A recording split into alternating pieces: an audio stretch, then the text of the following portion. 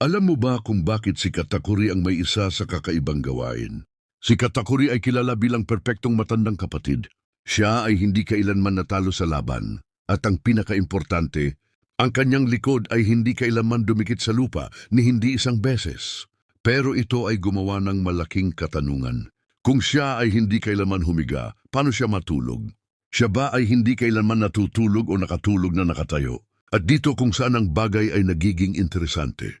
Nung ang isang fan ay tinanong itong eksaktong katanungan, inihayag ni Oda na dahil sa kanyang imahe at reputasyon, si Katakuri ay ayaw sirain ang patakaran na ito kahit sa pagtulog.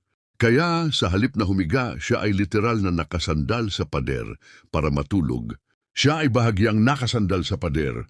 Siya ay perpektong nanatili at tuluyang matulog ng nakaupo ng hindi kailanman hinahayaang madikit ang kanyang likod sa lupa.